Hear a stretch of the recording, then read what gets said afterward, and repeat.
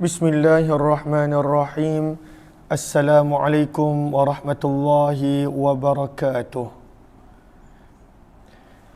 Bismillah, alhamdulillah, wassalatu wassalamu ala habibillah Sayyidina Muhammad ibn Abdullah wa ala alihi wa sahbihi wa mawalah.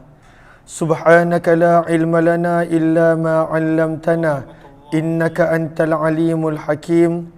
ولا حول ولا قوة إلا بالله العلي العظيم. اللهم رب اشرح لنا صدورنا ويسر لنا أمورنا واحلل عقدة من ألسنتنا يفقه أقوالنا. اللهم فكهنا في الدين وعلمنا التأويل. اللهم ألهمنا مراشد أمورنا وأعذنا من شرور أنفسنا birahmatika ya rabbal alamin walhamdulillahi rabbil alamin. Alhamdulillah thumma alhamdulillah, segala puji-pujian bagi Allah Subhanahu wa taala. Kita dapat lagi dan lagi mendengar sabdaan Nabi sallallahu alaihi wasallam, yang mana kitab yang sedang kita baca adalah kitab Al-Jami' ataupun Sunan At-Tirmizi. Hadis-hadis yang telah dikumpulkan riwayat-riwayatnya oleh Imam Tirmizi rahimahullahu ta'ala. Dipanggil Jami' kerana ianya mempunyai 8 bab yang penting, dan dipanggil Sunan kerana ianya pada waktu itu terdiri daripada susunan Allahumma salli ala sayyidina Muhammad, susunan bab-bab fiqh ataupun berkenaan tentang fiqh. Sebelum daripada kita teruskan hadis yang keempat, kita nak baca sedikit berkenaan tentang mazaya. Mazaya adalah kelebihan-kelebihan kitab hadis yang ada pada kitab Tirmizi. Allahumma salli ala sayyidina Muhammad wa ala alihi washabihi ajma'in.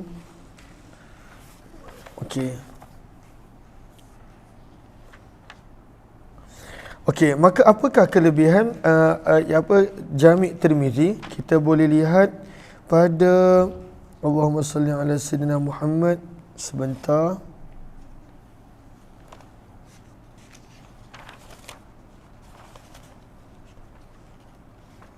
Pada muka surat yang ke-13. Pada muka surat yang ke-13 ada banyak kelebihan Jami' Tirmizi.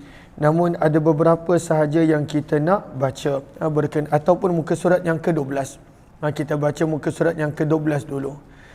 Maka pada muka surat yang ke-12 kita nak baca ada 4 kelebihan kitab hadis Tirmizi daripada sudut susunan dia yang mungkin kita tak hargai ataupun mungkin kita tak ambil berat.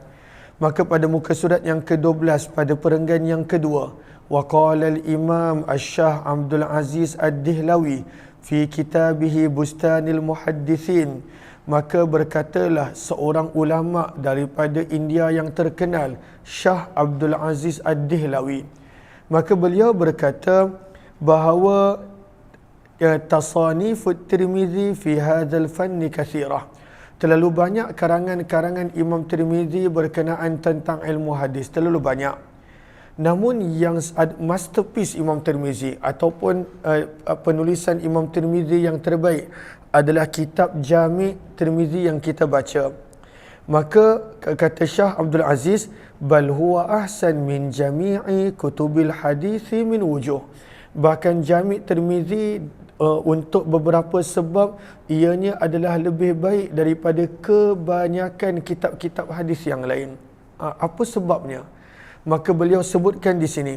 Yang pertama, min jihati husni tartib. Susunan dia sangat baik. Kalau kita baca Jami' Tirmizi, kita akan jatuh cinta bagaimana mudahnya susunan. Sama ada daripada susunan tajuk ataupun daripada sudut susunan hadis. Lepas hadis dibawakan tentang perawi-perawi yang mungkin kita tak kenal ataupun kita salah faham. Selepas daripada itu dibawakan tentang penerangan-penerangan penting. Ada juga berkenaan tentang pandangan para ulama fiqh yang mungkin kita tak tahu. Maka susunan dia sangat menarik. Selain daripada itu, wa adamit takrar, kitab Tirmizi ini tak macam kitab hadis yang lain, dia tidak ada hadis yang berulang-ulang, tak ada. Kalau kita baca dalam Sahih Bukhari, ada banyak hadis yang berulang-ulang. Kalau kita baca dalam Sahih Muslim, ada banyak hadis yang berulang-ulang. Namun berulang-ulang itu ada sebabnya Imam Bukhari dan Imam Muslim buat. Tapi dalam Jami' Tirmizi, hadis tersebut tidak berulang-ulang. Yang kedua, kata Syekh Abdul Aziz, kelebihan Tirmizi berbanding kitab hadis yang lain, min jihati zikri mazahibil fuqaha. Maka Imam Tirmizi kongsikan juga di dalam kitab ini kerana ianya berdasarkan sunan tentang pelbagai pandangan para ulama fiqh yang sebahagian ini kita tak pernah dengar pun nama mereka. Daripada perkongsian Imam Tirmizi inilah kita dapat tahu zaman dulu mazhab fiqh ada lebih daripada 4. Namun pada waktu itu tak berterusan kerana mungkin anak murid mereka tak meneruskan usaha ataupun sebagainya. Maka pada waktu itu ada penerangan tentang mazhab-mazhab fiqh. Ada penerangan tentang dalil yang mereka gunakan untuk pandangan mereka. Apakah dalil mereka? Wasalis, dan yang ketiganya adalah bagaimana Imam Tirmizi pada waktu itu menerangkan bahawa hadis ini sahih ataupun hasan ataupun dhaif ataupun gharib ataupun mu'allal, ada kecacatan pada hadis ini. Mu'allal ini ataupun ma'lul adalah kecacatan yang kebanyakannya tersembunyi. Zahir dia nampak hadis tu elok, perawi dia elok, tetapi dia ada kecacatan yang tersembunyi. Kecacatan yang tersembunyi. Bila sebut tentang illah ni, para pelajar buka muka surat yang ke-15 dulu. Nanti kita patah balik. Muka surat yang ke-15. At-ta'rifu bil kitabi al-ilalis saghir. Jumpa tak? Perenggan yang kedua selepas tu. Wa amma fi istilahil muhaddithin al-yawm. Apakah yang disebut illah? Jumpa tak baris perenggan yang kedua? Wa amma fi istilahil muhaddithin. Jumpa? Okey. Maka apakah illah? Illah dalam hadis. Maka disebutkan illah adalah sababun khafi, sebab-sebab yang tersembunyi, qadihun yuqdahu fi sihhatil hadis, yang boleh mendatangkan kecacatan pada kesihatan hadis. Maka itu dipanggil sesuatu yang dipanggil illah. Maksudnya kecacatan yang orang biasa macam kita tak nampak. Nampak elok je. Nampak pada waktu itu hadis tersebut sahih. Pada waktu tu tak ada apa-apa. Tetapi apabila dijumpai kecacatan yang tersembunyi, maka dikenali sebagai illah. Sebab itu disebut wadhahiruhu as-salamah minhu. Zahir hadis tadi nampak semua elok, perawi nampak macam tak ada terputus pun, tapi rupa-rupanya ada tadlis dekat situ. Tadlis maksudnya ada perawi dia potong satu guru dia dan dia terus pergi kepada gurunya. Itu tadlis dan sebagainya. Maka ini dipanggil illah. Maka Imam Tirmizi terangkan kalau ada illah, kalau ada kecacatan yang tersembunyi pada hadis, Imam Tirmizi terangkan. Sebahagian daripada para ulama hadis bila tulis kitab tak sebut, tapi Imam Tirmizi sebut. Kita kembali kepada muka surat yang ke-12.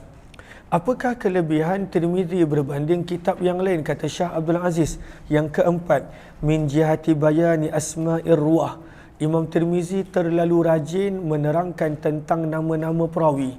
Macam tadi kita belajar, ada perawi nama dia Abu Salih. Kita tak pernah dengar Abu Salih ni siapa. Oh, rupanya Abu Salih ni namanya adalah Zakwan. Kita belajar tadi pada siri yang kedua. Abu Salih ini nama penuhnya adalah Abu Salih As-Samman. Contohnya As-Sunabihi. Kita pun tak tahu sebenarnya As-Sunabihi ni ada 3. Dan pada waktu itu siapa yang dimaksudkan dengan As-Sunabihi di sini. Tapi Imam Tirmizi dia rajin nak terangkan tentang nama-nama perawi. Begitu juga Abu Hurairah. Kita ingat Abu Hurairah tu nama sahabat. Rupanya bukan. Ada 35 pandangan tentang nama asal Abu Hurairah. Maka pada waktu itu disebut namanya adalah Abdul Syams ataupun pada waktu itu Abdullah dan lain-lain. Maka kelebihan Tirmizi yang ketiga, beliau sangat suka menceritakan tentang nama-nama perawi. yang mana pada waktu itu ianya berbeza daripada kitab-kitab hadis yang lain. Seterusnya kata Syekh Abdul Aziz, Imam Tirmizi juga suka menerangkan tentang lakab-lakab perawi, kunyah-kunyah mereka dan faedah-faedah lain yang berkaitan tentang perawi. Lalu ini dulu yang kita baca. Kemudian kita terus baca pada hadis. Lalu kita sekadar nak kongsikan sikit-sikit tentang ilmu hadis. Hayati Quran kita dah belajar, sirah selalu kita kongsi. Sekarang ini kita nak kongsikan tentang hadis. Cuma saya tak adalah detail. Kalaulah ada yang lebih detail pemahaman, saya mohon maaf kalau ada salah silap. Kita sekadar nak baca benda-benda yang asas dan juga terjemahan, apa hadis dan terjemahan. Kalaulah contohnya biasa, kita tak baca terjemah pun, kita hanya baca bahasa Arab. Untuk pelajar yang ke tahap yang macam ni, tapi di sini kita terjemahkan. Muka surat yang ke-60, bab yang keempat. Bab yang keempat. Okay. Maka bab yang keempat kata Imam Tirmizi, babu ma yaqulu idza dakhala al-khala. Bab pada hadis-hadis, riwayat-riwayat yang menerangkan apa yang patut dibaca iza apabila dakhalal khala, nak masuk ke bilik air. Al khala terjemahan asalnya adalah pada waktu itu tempat yang tersembunyi. Orang dulu-dulu pada zaman Nabi tidak ada tandas. Mereka bila nak qada hajat, nak buang air, mereka pergi ke tempat yang tersembunyi, tempat yang jauh daripada pandangan mata manusia. Lalu zaman dulu dekat dalam rumah tak ada bilik air. Zaman kita kadang-kadang dalam satu rumah ada yang sampai 5 bilik air. Tak tahu nak tidur ke nak buang air dalam bilik air. Bilangan bilik air sama banyak dengan bilik. Ada yang 5, ada yang 4, ada yang 3, ada yang 10 mungkin. Namun apa pun sebenarnya bila kita nak masuk bilik air ada adab dia, ada doa dia. Maka jom kita lihat. Wabihi ilaihi qala haddatsana Qutaibah wa Hannan. Kita dah sebut ada 9 guru yang Imam Tirmizi banyak meriwayatkan hadis, antaranya Qutaibah bin Sa'id dan Hannad ibnu As-Sari. Wabihi ilaihi qala haddatsana Qutaibah wa Hannad qala haddatsana Waqi'un an Syu'bah an Abdul Aziz bin Suhaib an Anas bin Malik radhiyallahu anhu. Anas bin Malik kita tengok Sahara. Anas bin Malik. Maka Anas bin Malik nama penuhnya, jumpa tak Saharah? Anas bin Malik nama penuhnya adalah Anas bin Malik bin Nadar bin Damdam bin Zaid bin Haram al-Ansari. Anas bin Malik. Anas bin Malik itu nama penuh dia. Tolong catatkan dekat ruangan komen, TikTok dengan Facebook. Sekejap. Okey, siapa nama penuh dia? Anas bin Malik bin Nadar bin Damdam bin Zaid bin Haram al-Ansari An-Najjari. An-Najjari menunjukkan beliau ini daripada Banu Najjar. Beliau daripada Banu Najjar. Banu Najjar inilah yang merupakan keluarga kepada atuk Nabi Abdul Muttalib. Abdul Muttalib maknya adalah daripada Banu Najjar.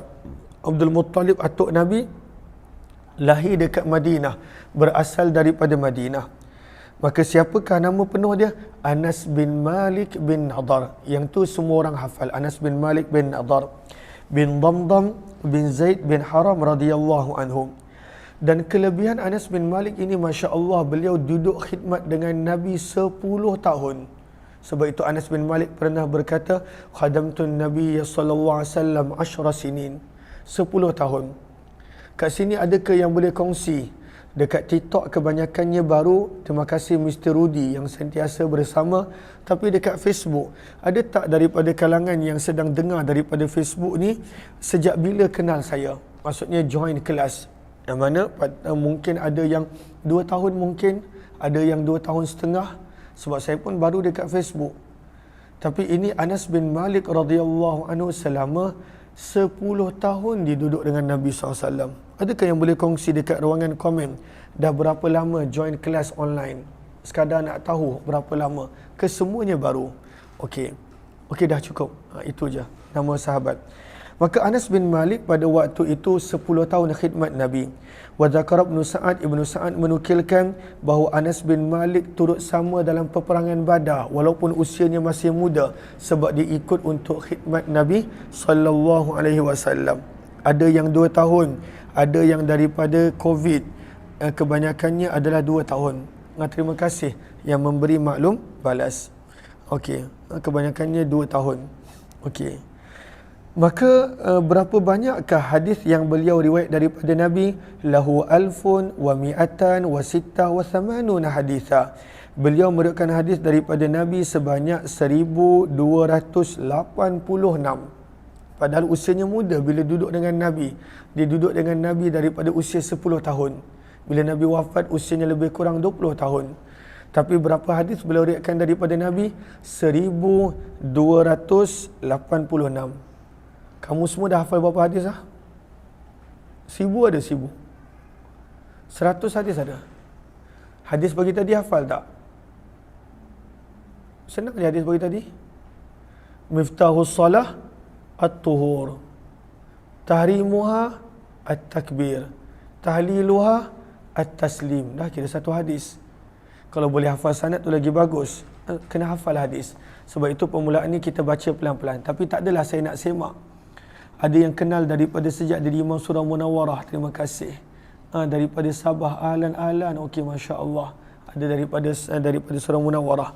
Dah 2 tahun lebih. Tadi saya cakap dengan pelajar-pelajar ibu saya. Jangan ada yang ingat saya cakap dengan mereka. Tak. Sebab mereka ni memang belajar 7 tahun, 8 tahun. Lalu rugi kalau pada waktu itu tidak hafal hadis. Sebab hadisnya pun pendek-pendek. Contohnya macam hadis pagi tadi, pendek. La tuqbalu salah bighairi tuhur. Wa sadaqah min ghulul. Tak diterima solat tanpa bersuci, tak diterima sedekah daripada harta yang haram, dari harta yang khianat. Okey, itu sekadar ni. Anas bin Malik dia hafal 1286 hadis pada usia yang sangat muda bersama dengan Nabi sallallahu alaihi wasallam. Dan kemudian ada lagi banyak perkara yang lain.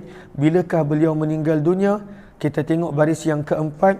Walahu minal umri mi'ah wa thalasinin. Beliau meninggal dunia pada usia 103 tahun. Bila beliau meninggal dunia? Pada tahun 91 Hijrah. Jumpa tak? Baris yang keempat. Pada usia 91 Hijrah. Wahuwa akhiru man mata bil Basrah minas sahabah. Sahabat yang paling akhir meninggal dunia dekat sahabah adalah Anas bin Malik pada usia 103 tahun. Allahu Akbar. Dan ini adalah sahabat yang sangat hebat. Khidmat untuk Nabi.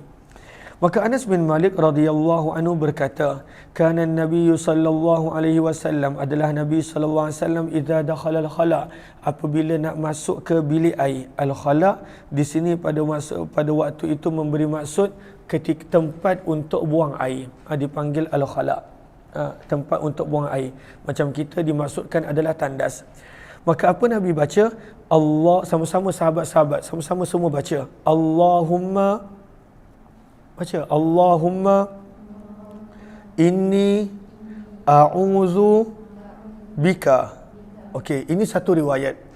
Dalam satu riwayat perkataannya hanya sampai Allahumma inni a'udzu bika. Ya Allah, sesungguhnya aku berlindung kepadamu. Qala Syu'bah, berkatalah Syu'bah, salah seorang daripada perawi hadis. Nampak tak Syu'bah? Daripada Qutaibah dan Hannad, daripada Waqi', daripada Syu'bah. Nampak tak Syu'bah? Syu'bah tadi dia ada penambahan. Nama beliau adalah Syu'bah bin Hajjaj rahimahullah, perawi hadis. Maka Syu'bah dia ada penambahan.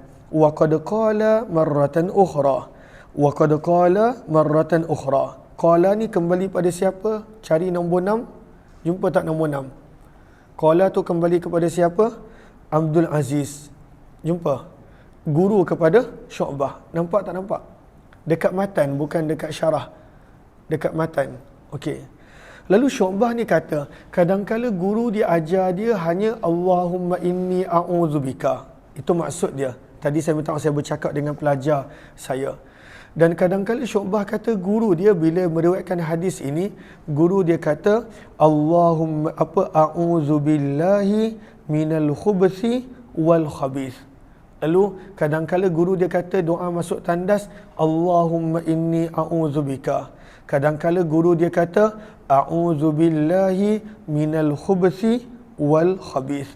Maka sebab itu Syu'bah dia meriwayatkan kedua-duanya. Okey.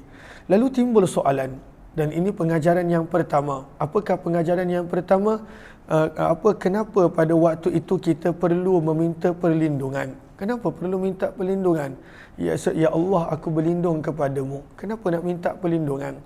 Jawapannya adalah kerana kita berada di tempat yang dikenali sebagai rumah syaitan, iaitu tempat yang ada najis, tempat yang pada waktu itu syaitan suka. Maka lemahnya manusia, dia perlu meminta pertolongan kepada Allah Subhanahu Wa Taala. Dia perlu minta pertolongan kepada Allah. Maka sebab itu pengajaran yang kita dapat daripada sini, sebagai orang yang betul-betul ingat hamba, kena sentiasa minta dengan Allah, minta perlindungan kepada Allah Subhanahu Wa Taala. Maka ini adalah pengajaran yang pertama yang kita boleh dapat. Okey, apakah perkataan yang kita nampak di sini minal khubthi wal khabith? Kat sini ada dua riwayat. Nanti kita akan baca. Dan kedua-duanya betul. Ada kadang-kala doa yang kita dengar minal khubthi, batu mati, dan khabith pada waktu itu dengan singular, dengan mufrad. Itu pun betul. Macam mana kita nampak sekarang. Dan ada nanti riwayat yang Imam Tirmizi akan kongsikan. Ada yang pada waktu itu al-khubuthi, ba berbaris depan, dan dengan al-khaba'ith dengan jamak. Dua-dua betul. Jangan pula pada waktu tu nak bergaduh. Kau kenapa baca khubthi tak khubuthi? Kenapa baca khabith bukan khaba'ith? Dua-dua betul. Dan kedua-duanya riwayat yang Imam Tirmizi kongsikan. Sama ada baca al-khubthi ba mati, al-khabith dengan singular mufrad, ataupun baca al-khubuthi ba berbaris depan dan juga dengan al-khaba'ith. Okey, itu adalah apa yang kita dapat lihat. Okey. Okey, apakah maksud al-khubuth dengan al-khubuthi? Okey, Allahumma salli ala sayyidina Muhammad. Kita lihat kepada Sahara dulu. Sahara. Warna merah tu, jumpa tak Sahara? Okey. Maka al-khubuth bi dhammil ba'i wa yuskan. Dua-dua boleh. Boleh baca ba berbaris depan, boleh baca ba mati. Al-khubuthi dengan al-khubuthi. Maka ianya adalah jamak kepada khabith. Khabith jamaknya adalah khubuth dengan khubthi. Apakah maksud al-khubuth? Pandangan yang pertama, al-mu'zi minal jinni wasyayatin. Syaitan-syaitan yang jahat. Lalu kita minta, ya Allah, aku berlindung kepadamu daripada syaitan-syaitan yang jahat, dan juga termasuk jin yang jahat. Sebab kita masuk rumah dia, tapi kita kena masuk juga sebab kita perlu buang air. Maka pada waktu itu kita masuk dalam keadaan kita minta perlindungan kepada Allah Subhanahu Wa Taala. Okey. Kemudian al-khaba'ith. Al-khaba'ith adalah jamak kepada khabith, dan maksudnya adalah syaitan lelaki dan perempuan, betina ataupun jantan. Maka al-khubuth adalah syaitan yang jahat. Kita minta, ya Allah, aku minta perlindungan daripada syaitan yang jahat. Dan kemudian al-khaba'ith dengan al-khabith, kita minta juga perlindungan daripada semua jenis syaitan. Ya Allah, aku minta perlindungan kepadamu daripada syaitan yang jahat dan daripada semua jenis syaitan. Okey, dan sebagainya. Maka ini adalah doa yang penting. Sebab syaitan sentiasa menyerang hati kita. Alladhi yuwaswisu fi sudurin nas. Maka perlu kita minta perlindungan Allah. Okey, jelas ke? Boleh. Okey, next. Okey, lalu boleh baca khubuthi, khabith atau al-khubuthi wal khaba'ith. Kedua-dua ni kita dah jelas apa maksudnya. Wafil babi, bila Imam Tirmizi sebut je wafil babi, maksudnya ada riwayat yang berbeza tetapi lebih kurang sama daripada riwayat sahabat-sahabat berikut. Dia bukanlah exactly sama macam riwayat ni, ada sedikit sebanyak perbezaan, tapi lebih kurang sama, menceritakan tentang doa sebelum masuk tandas. Maka hadis daripada siapa? Daripada Ali bin Abi Talib. Hadis ini ada juga di dalam riwayat Tirmizi. Kemudian daripada Zaid bin Arqam. Zaid bin Arqam punya hadis ada dalam riwayat Bukhari dan Muslim. Kemudian Jabir bin Abdullah dan juga Abdullah bin Mas'ud radhiyallahu anhu. Lalu ada hadis-hadis yang lain. Kalau rajin maka boleh buat rujukan. Qala Abu Isa, berkata Imam Tirmizi. Abu Isa adalah kunyah kepada Imam Tirmizi. Hadis Anas radhiyallahu anhu, hadis yang kita baru baca tadi tentang doa masuk bilik air. Asahhu syai'in fi hadzal bab wa asan, adalah hadis yang paling sahih sanadnya dan paling terbaik sanadnya, kata Imam Tirmizi. Wa hadis Zaid bin Arqam, lalu kata tadi kita dah baca ada juga hadis Zaid bin Arqam. Maka kenapa Imam Tirmizi tak sebut hadis Zaid bin Arqam? Kata Imam Tirmizi, fi isnadihi ittirab. Imam Tirmizi kata hadis Zaid bin Arqam ini sanad dia ada ittirab. Sanad dia pada waktu itu tidak berapa sahih. Sanad dia ada pertikaian di situ. Okey, apakah maksud ittirab? Kita baca Arafah, bukan Arafah. Bukan Arafah, tengok Arafah, nampak tak? Fi isna, apa maksud ittirab? Bila para ulama hadis kata hadis orang ni ada ittirab. Ittirab ni ejaan dia. Eja ittirab dalam komen masing-masing. Eja ittirab hamzah, dad, ta, ra, alif, ba. Dalam tempat masing-masing. Bila para ulama hadis kata hadis ni ada ittirab, apa maksud dia? Jom kita lihat pada Arafah. Qauluhu fi isnadihi ittirab. Al-ittirabu qad yakunu fil matan. Matannya pada waktu itu saling bercanggah. Itu maksud dia. Wa huwa ikhtilaful alfaz. Lafaznya yang ada percanggahan. Wa qad yakunu fil isnad. Kadang-kala ada ittirab pada sanad. Untuk lebih detail apakah maksud ittirab di sini, maka kita lihat pula syayaha. Cek syayaha. Okey. Maka pada di situ pada baris yang terakhir, jumpa tak syayaha, baris yang terakhir, jumpa tak?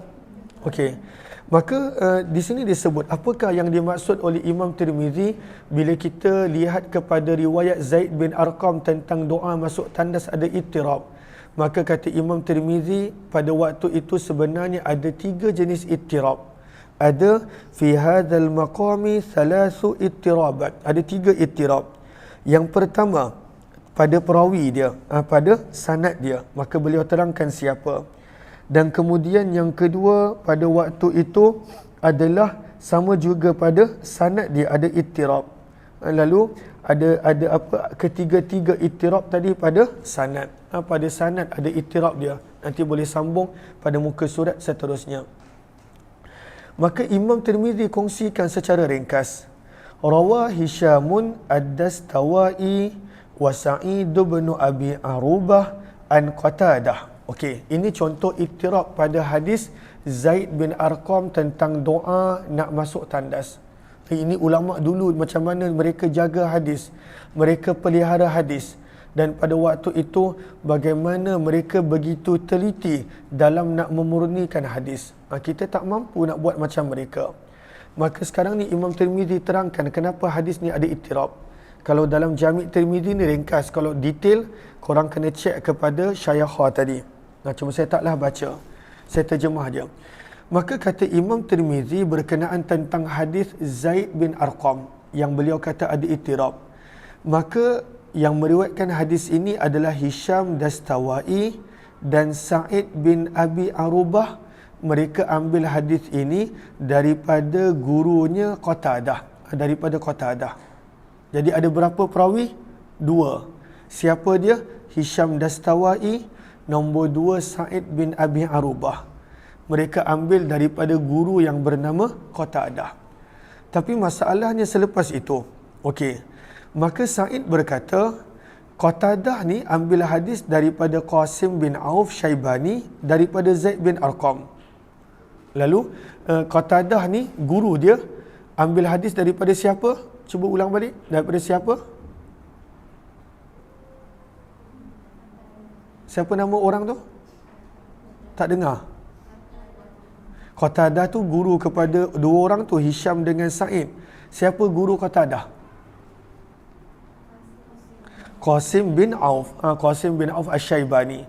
Lalu kedua perawi ni yang merupakan periwayat hadis Zaid bin Arqam, Hisham dengan Sa'id. Hisham dengan Sa'id ni guru dia sama, Qatadah. Tapi bila kita lihat riwayat Sa'id bin Abi Arubah, dia kata Qatadah belajar daripada Qasim bin Auf, Qasim ambil daripada Zaid bin Arqam. Itu satu. Ada guru. Tetapi seorang lagi anak murid, Hisham Dastawai, bila dia kongsikan hadis yang sama tentang doa masuk tandas oleh Zaid bin Arqam, dia kata antara Qatadah dengan Zaid bin Arqam tak ada orang lain, direct. An Qatadah an Zaid bin Arqam. Ada beza tak? Ada percanggahan tak? Ada ittirab tak? Apa ittirab dia? Kenapa anak murid yang sama, seorang kata guru dia ada belajar daripada guru yang lain, baru datang Zaid bin Abi Arqam. Seorang lagi kata tak ada, guru dia belajar direct dengan Zaid bin Arqam. Maka itu adalah contoh ittirab yang menjadikan Imam Tirmizi jelaskan, kalaulah kita baca hadis doa masuk tandas yang diriwayatkan oleh Zaid bin Arqam, maka berhati-hati pada sanadnya ada ittirab. Tetapi tak ada masalah kalau nak amalkan juga, sebab ada banyak hadis yang lain yang akan menyokong hadis tersebut. Okey, ini satu contoh. Maka begitu juga contoh ittirab yang lain. Warawahu Syu'bah wa Ma'mar an Qatadah. Maka perawi yang sama pada waktu itu Qatadah, dia ada lagi dua orang anak murid. Tadi anak murid dia Sa'id dengan Hisham. Yang ini anak murid dia yang lain Syu'bah dan Ma'mar. Maksudnya total dia ada 4 orang anak murid. Tadi 2 orang anak murid pun saling bercanggah. Ini anak murid ketiga dan keempat. Maka Qatadah ada menukilkan yang beliau ambil hadis ini daripada Nadar bin Anas. Hadis ini beliau ambil bukan daripada Zaid bin Arqam, beliau ambil juga hadis ini daripada Nadar bin Anas. Daripada Nadar bin Anas daripada Zaid bin Arqam. Kemudian Ma'mar pula kata daripada Nadar bin Anas daripada ayahnya Anas bin Malik. Ada percanggahan tak? Apa percanggahan dia? Percanggahan dia Allahumma salli ala sayyidina Muhammad. Syu'bah kata hadis yang Qatadah guru diriwayatkan adalah daripada Nadar bin Anas daripada Zaid bin Arqam. Satu, perawi akhir Zaid bin Arqam. Tapi perawi yang lain, guru yang sama, anak murid yang sama, pada waktu tu kata bukan daripada Zaid bin Arqam, daripada Nadar bin Anas daripada ayahnya Anas bin Malik radhiyallahu anhu. Canggah tak? Orang yang berbeza. Maka itu yang dikenali sebagai ittirab. Okey. Kalau sahabat-sahabat yang berada di TikTok dan Facebook faham, alhamdulillah. Kalau tak faham, saya minta maaf. Okey. Maka qala Abu Isa, kita teruskan. Berkatalah Imam Tirmizi, maka aku pun bertanya kepada Imam Bukhari tentang apa yang dimaksudkan dengan perawi-perawi ini. Faqala, maka berkata Imam Bukhari, yahtamilu, ada kemungkinan an yakuna Qatadah, bahawa Qatadah meriwayatkan hadis daripada kedua-duanya, iaitu kalau kita perasan Qatadah sebelum sampai kepada Zaid bin Arqam dia ada 2 guru, iaitu guru yang bernama Qasim bin Auf baris yang pertama dan guru yang bernama Nadar bin Anas pada baris yang kedua. Maka sebab itu anak murid dia pada waktu itu 2 orang yang pertama ambil riwayat Qasim bin Auf. Anak murid yang kedua, 2 yang terakhir ambil riwayat daripada Allahumma salli ala sayyidina Muhammad Nadar bin Anas. Faham ke tidak ni? Okey. Maka ini hadis yang keempat. Ini bercerita tentang sanad. Kalaulah sahabat-sahabat tak berapa faham, tak mengapa. Okey, kita lihat hadis yang kelima. Hadis yang kelima pada waktu itu menerangkan hadis Anas bin Malik yang lain daripada sanad yang berbeza. وبه إليه قال حدثنا أحمد بن عبده الضبي قال حدثنا حماد بن زيد عن عبد العزيز بن صهيب عن أنس بن مالك. Masih lagi Anas bin Malik, cuma perawi yang berbeza. Anna Nabi sallallahu alaihi wasallam, sesungguhnya Nabi sallallahu alaihi wasallam, kana idza dakhala al-khala, apabila masuk ke dalam bilik air, qala, Nabi bersabda, Allahumma, sama-sama baca, Allahumma inni a'udzubika minal khubuthi wal khaba'ith. Maka sebenarnya kedua-dua lafaz boleh. Minal khubuthi wal khabith pun boleh, minal khubuthi wal khaba'ith pun boleh. Kedua-duanya boleh. Apa pengajaran yang kita boleh dapat? Yang pertama tadi, Islam mengajar kepada kita untuk sentiasa berlindung kepada Allah. Nombor satu. Pengajaran yang kedua yang kita belajar, agama sentiasa mendidik kita dengan doa. Semua benda ada doa. Sebab doa adalah kayu ukuran yang kita ingat Allah. Iyyaka na'bud, bila kita membuat pengakuan kita hanya sembah Allah. Wa iyyaka nasta'in, kita berjanji kita hanya akan minta dengan Allah. Maka yang kedua, Islam titik beratkan untuk berdoa pada setiap keadaan. Nak masuk bilik air pun, sebelum masuk bilik air baca doa. Keluar daripada bilik air, maka pada waktu itu baca doa. Ada sentiasa doa. Itu pengajaran yang kedua.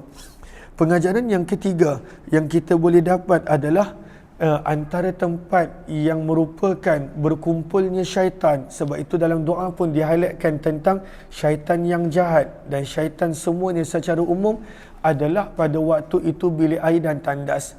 Maka janganlah kita berlama-lama dalam bilik air dan tandas. Jangan berlama-lama. Tak ada apa-apa sebab nak duduk berlama-lama dalam tandas. Ada orang dia pergi baca surat khabar dalam tandas. Ada orang dia pergi tengok TV dalam tandas. Saya pernah pergi ada satu hotel, ada orang ada orang sponsor. Dia ada TV dalam tandas supaya dia boleh tengok TV dalam tandas. Dekat luar tandas dia tak nak tengok TV. Dalam tandas dia boleh tengok TV, baca majalah. Ada orang macam-macam benda yang dibuat dalam tandas. Tandas bersih macam mana sekalipun tetap adalah tempat berkumpulnya syaitan. Sebab itu kita tak digalakkan untuk berlama-lama di dalam bilik air. Ahlan-ahlan kepada sahabat-sahabat yang baru join, kita sedang membaca kitab hadis Imam Tirmizi rahimahullah. Bab yang kelima, hadis yang keenam. Bab yang kelima. Tadi masuk tandas, ini keluar tandas. Maka kata Imam Tirmizi, bab yang kelima, babu ma yaqulu idza kharaja minal khala'. Bab pada riwayat dan hadis yang menceritakan tentang apa yang patut yaqulu dibaca, idza apabila, kharaja keluar, minal khala' daripada bilik air, daripada tandas. Apa yang patut kita baca keluar daripada tandas? Kata para ulama, doa sebelum dan masuk tandas perlu dibaca walaupun pada waktu itu tak ada binaan tandas. Macam contoh, kalaulah kita berada di padang pasir ataupun di hutan, tak ada tandas, tapi kita perlu buang air dekat tempat yang tersembunyi, maka sebelum kita mula buang air, disunatkan juga untuk baca doa ini. Sebab itu perkataan yang digunakan adalah al-khala', tempat yang kita mengasingkan diri untuk buang air. Untuk buang air. Jangan jadi macam kucing ke rumah saya ni. Sahabat-sahabat ada tips tak? Dia suka buang air dekat merata-rata. Ada tak yang ada tips macam mana tak nak bagi kucing? Saya ada orang kata letak botol merah. Kucing tu bagus. Saya suka, sayang, comel. Tapi dia suka melepas merata-rata. Lalu kat depan rumah saya ni ada rumput hijau. Rumput tiruan lah. Pada waktu tu bukan rumput betul. Hampir setiap hari dia buang kat situ. Pada waktu tu dia buang rata-rata. Kita jangan jadi macam dia pula buang rata-rata. Ada tak tips macam mana nak bagi, kita nak suruh kucing ni baca doa, dia mungkin ada zikir dia yang tersendiri. Ada tak siapa yang ada tips macam mana nak bagi kucing pada waktu itu tak berak merata-rata? Okey. Lalu baru-baru ni ada orang kata letak botol merah sebab nanti kucing tu ingat Allahumma salli ala sayyidina Muhammad darah. Saya letak, okeylah, dah berapa hari dah letak? Tiga hari dah. Tapi tak letak air sirap kan? Masa tu air sirap tak ada, letak air Ribena. Mahal kot air Ribena, RM4. Lalu letak air Ribena. Nasib baik kucing tu tak minum. Tapi berjalanlah, dia tak berak dah. Tapi kalaulah ada tips, maka boleh kongsikan. Sebab sekali dua tak apa, tapi hari-hari pada waktu tu, untuk pada waktu tu bersihkan najis dia. Nak marah pun kucing orang, kucing jiran dan sebagainya. Okey. Lalu Allahumma salli ala sayyidina Muhammad, kita bukan macam tu. Lalu kita bila nak buang air, ada adab dia, ada doa dia, ada tata cara dia. Maka jom kita lihat riwayat yang bab yang kelima, hadis yang keenam. Okey, wa bihi ilaihi qala hadatsana Muhammad bin Ismail. Muhammad bin Ismail. Muhammad bin Ismail ni siapa? Maka Muhammad bin Ismail, lihat nombor 1, ada yang mengatakan Muhammad bin Humaid bin Ismail. Muhammad bin Humaid bin Ismail dalam sebahagian riwayat. Maka Muhammad bin Ismail qala haddatsana Malik bin lalu yang dimaksudkan dengan Muhammad bin Ismail bukanlah Imam Bukhari di sini. Okey. Allahumma salli ala sayidina Muhammad wa ala alihi washabihi ajmain.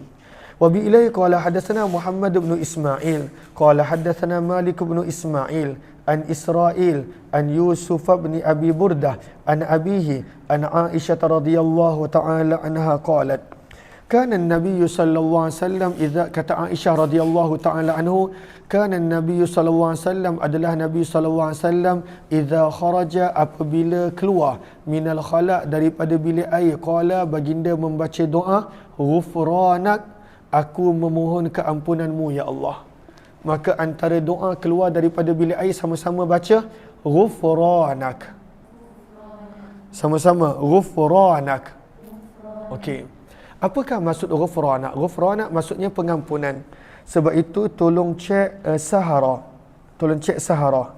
Maka apakah maksud ghufranak? Ianya adalah ringkasan kepada aghfiru ghufranak ataupun as'alu ghufranak.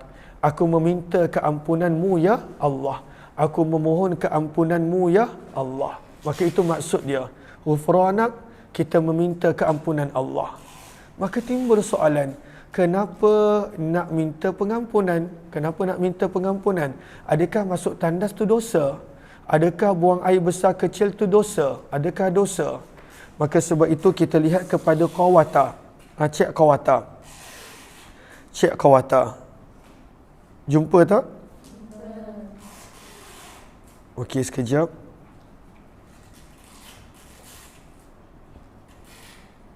Bukan Qawata. Bukan Qawata, sekejap, mana ni? Saya dah tandakan.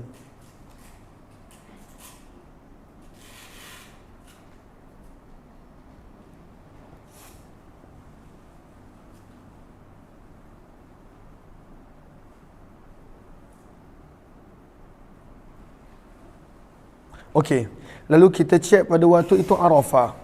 Arafah, al-awrad wal-adhkar fil ahwalil mutawaridah dan sebagainya. Maka dekat situ kalau kita lihat, kenapa kita perlu meminta pengampunan? Sebab ketika mana dalam bilik air kita tak boleh nak berzikir. Kita dituntut untuk sentiasa ingat Allah kalau mampu. Maka bila dalam bilik air kita tak boleh nak ingat Allah. Kita tak boleh nak berzikir dalam bilik air. Boleh ke berzikir dalam bilik air? Tak boleh. Nak jawab salam pun tak dibenarkan. Nak menjawab azan pun tak dibenarkan. Apatah lagi pada waktu itu nak buat benda lain. Maka tak digalakkan untuk berzikir di dalam bilik air. Maka hati kita pada lidah kita tak berzikir. Maka pada waktu itu kita memohon keampunan Allah kerana ya Allah maafkan aku. Aku tak dapat mengingatimu ketika mana di dalam bilik air. Sebab itu kita membaca ghufranak. Kita memohon keampunan Allah Subhanahu wa taala. Maka pengajaran yang kita boleh dapat daripada hadis ini yang pertama, pentingnya bila kita diajar untuk meminta pengampunan bila tak boleh zikir, maka pentingnya kita nampak sebenarnya untuk kita sentiasa mengingati Allah. Penting. Sentiasa ingati Allah. Sebab itu Al-Quran suruh dalam surah Al-Ahzab, "Uzkurullaha dzikran katsira." Ingat Allah sebanyak-banyaknya. Ingat Allah sebanyak-banyaknya. Sebab kita memang dicipta untuk mengingati Allah, beribadah kepada Allah. Maka itu pengajaran yang pertama. Sebab itu sehingga kan bila kita tak berzikir dalam bilik air, maka pada waktu itu kita diajar untuk memohon keampunan Allah. Itu yang pertama. Dan yang kedua, yang kita boleh belajar bila kita minta pengampunan Allah untuk perkara-perkara yang bukan dosa pun, maka apatah lagi pada waktu itu sepatutnya kita minta pengampunan Allah bila kita buat dosa. Lagi-lagilah kena. Untuk benda yang tak berdosa pun kita diajar untuk memohon keampunan Allah, apatah lagi bila buat dosa. Maka itu pengajaran yang kedua. Dan pengajaran yang ketiga yang kita boleh dapat, pengajaran yang ketiga, bahawa istighfar, meminta ampun tak semestinya bila ada dosa. Banyak orang kata, kenapa nak istighfar, saya tak ada dosa pun. Ini keluar daripada bilik air, kenapa kena minta ampun? Bahkan sunnah untuk baca. Sebab itu Nabi SAW dalam keadaan tak ada dosa pun, Nabi beristighfar lebih daripada 70 kali. Ada riwayat menyebut pada waktu itu 100 kali. Kerana istighfar bukan sekadar bila ada dosa. Kita sentiasa dituntut untuk memohon keampunan dan beristighfar kepada Allah Subhanahu wa taala. Ahlan-ahlan kepada sahabat-sahabat yang baru join, mohon jasa baik untuk bantu share, bantu untuk kongsi, bantu untuk sebar luas. Mudah-mudahan lebih ramai yang beroleh manfaat. Qala Abu Isa, muka surat 62, berkata Imam Tirmizi, hadza hadithun gharibun hasan. Hadis ini adalah hadis gharib yang hasan, yang baik. La na'rifu, kami tidak tahu tentangnya kecuali daripada hadis Israel daripada Yusuf bin Abi Burdah. Siapakah Abu Burdah? Perawi yang kita baca Abu Burdah.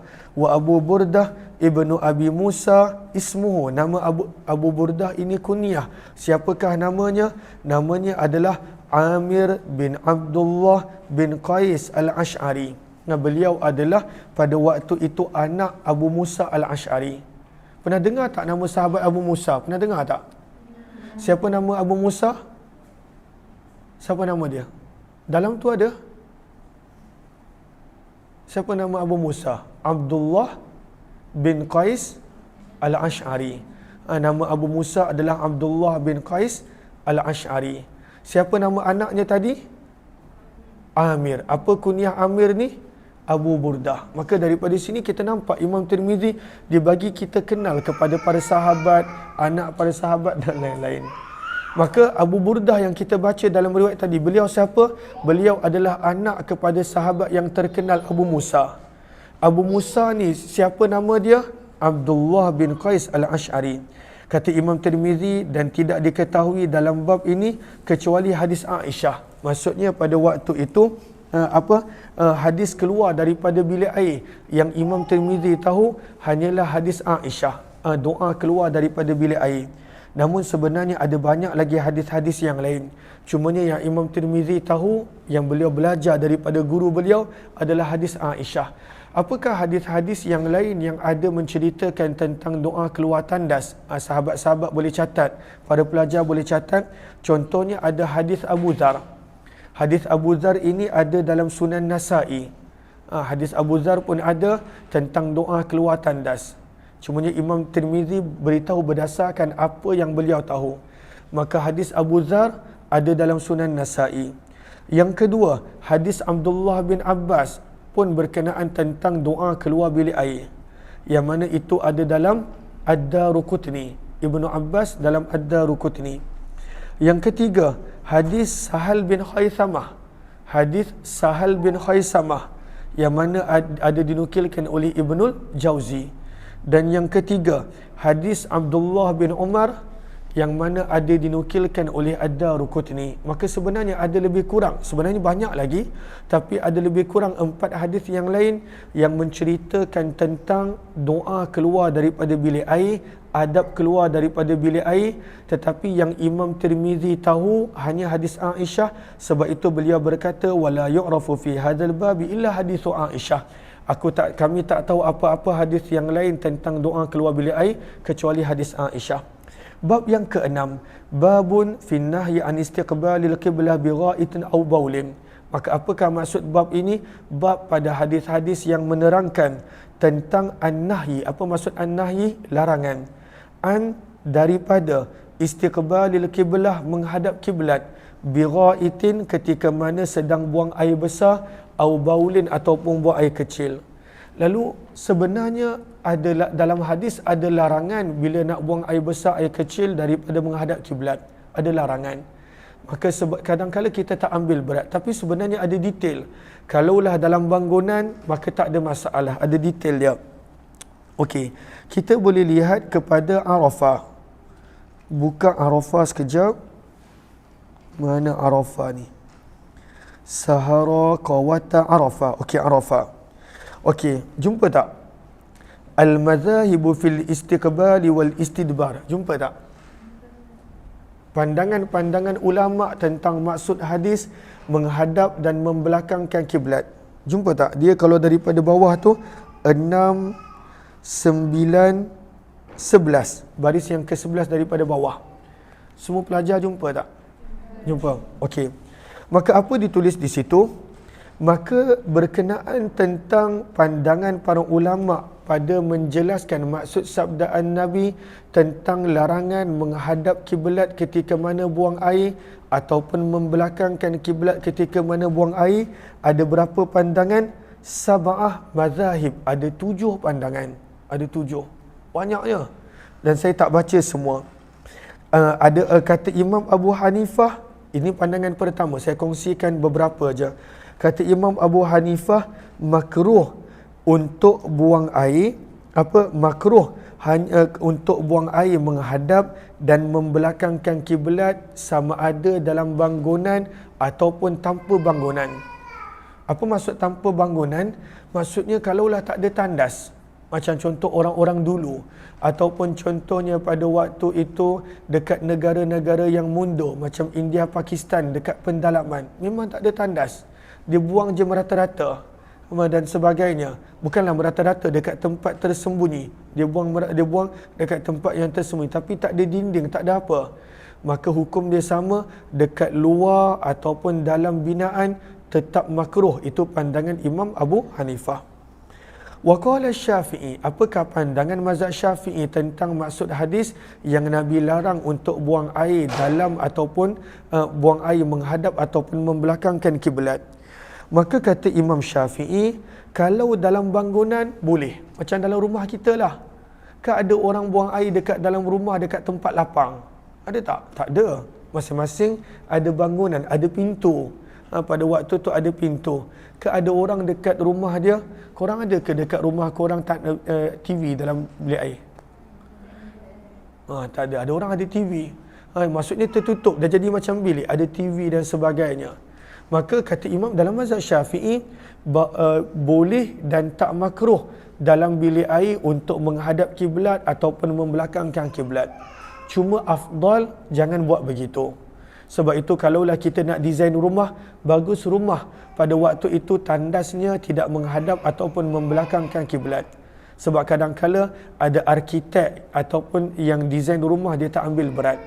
Tapi daripada sudut adakah makruh? Dalam mazhab Syafi'i dekat dalam bangunan tidak makruh. Ini jelas. Kerana ada orang kata makruh. Itu pandangan Imam Abu Hanifah. Di Malaysia kebanyakannya kita guna pandangan Imam Syafi'i rahimahullah. Maka dalam mazhab Syafi'i, dalam bangunan tidak makruh. La fi sahara, begitu juga dekat tanah lapang dalam mazhab Syafi'i tak makruh. Dan Imam Syafi'i ada bagi dalil-dalil untuk hadis-hadis yang mengatakan tak boleh. Lalu dalam mazhab Syafi'i, dalam bangunan tak makruh, luar bangunan pun tak makruh. Dan dia total ada 7 pandangan. Para pelajar nanti sambil-sambil tu boleh baca, tapi saya sekadar nak kongsikan yang mazhab Syafi'i dan mazhab Imam Abu Hanifah sahaja. Okey, hadis yang ke-7. Wa bihi ilaihi qala hadatsana Sa'id bin Abdul Rahman al-Makhzumi qala hadatsana Sufyan bin Uyainah an az-Zuhri an Atha ibn Yazid al-Laythi an Abi Ayyub al-Ansari radhiyallahu anhu. Abu Ayyub al-Ansari radhiyallahu anhu, yang merupakan orang yang memberi Nabi tempat untuk tinggal ketika mana Nabi SAW datang ke Madinah. Pada waktu itu dia bagi Nabi SAW tinggal rumah dia. Bukan sekejap. Dalam setengah riwayat menyebut sampai 6 bulan. 6 bulan pada waktu itu dia entertain Nabi. Allah pilih. Atiyah Sabrina. Atiyah Sabrina, sini. Sini, sekejap je. Tak lenguh ke tangan merangkak tau. Sini Atiyah. Dia patah balik. Okey, jadi dia datang sini, dia patah balik. Okey, maka Abu Ayyub al-Ansari radhiyallahu anhu, maka nama beliau adalah Zaid bin Sahal. Zaid bin Sahal. Nanti masa lain kita baca detail tentang beliau. Maka daripada Abu Ayyub Al-Ansari radhiyallahu anhu, beliau berkata, Nabi SAW bersabda, "Idza ataitumul ghaita," apabila kamu mendatangi tempat untuk buang air. Al-ghait maksudnya tempat untuk buang air. Al-ghait lebih diguna untuk buang air besar. Fala tastaqbilul qiblah, janganlah kamu menghadap kepada kiblat bi ghaitin, sewaktu buang air besar, wala baulin ataupun buang air kecil. Maka ini menjadi dalil untuk orang yang kata tak boleh menghadap kiblat ketika mana nak buang air. Ini dalil mereka. Wala tastadbiruha, dan tak boleh membelakangkan kiblat ketika mana nak buang air.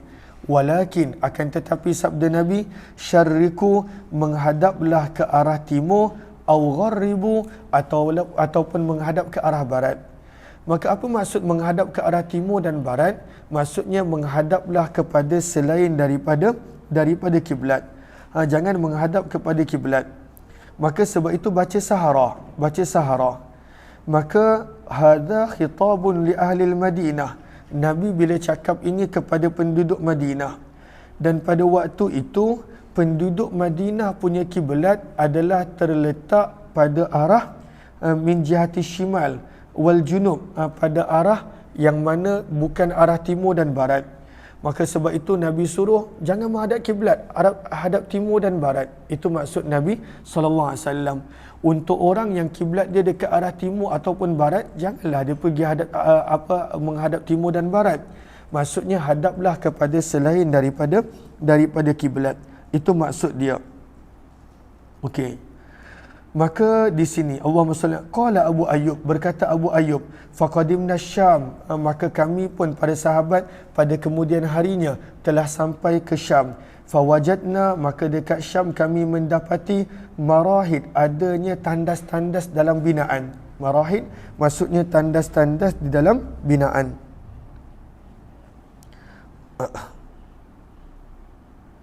Okey, adanya tandas-tandas di dalam binaan. Qad buniyat, yang dibina khusus menghadap ke kiblat. Fanan harifu anha, dan ketika mana kami gunakan dia, kami berpaling daripada arah kiblat. Wa nastaghfirullah, dan kami memohon keampunan Allah. Astaghfirullahalazim. Apa ni tandas menghadap kiblat? Daripada sini pengajaran yang kita boleh dapat bahawa para sahabat sebelum tiba di Syam, sebelum mereka menakluki Syam, mereka tak ada tandas yang macam tu. Tak ada tandas. Mereka pada waktu itu buang air dekat mana-mana yang mereka rasa selesa. Tapi bila mereka ada tandas yang dibuat dalam binaan khusus, mereka guna. Sebab itu lebih kepada selesa. Maka pengajaran yang kita boleh dapat adalah selagi mana adanya keharusan dan pada waktu itu tidak melanggar kepada syarak, maka pada waktu itu tidak masalah untuk memilih keselesaan. Tidak masalah. Macam contoh, ada orang dia dah biasa belajar hadis dekat bawah, belajar madrasah. Dia biasa belajar kat bawah. Dia rasa tak selesa nak belajar atas kerusi, contoh. Ini contoh ni dekat Afrika. Jauh. Dia bukan pelajar-pelajar saya ataupun bukan orang lain.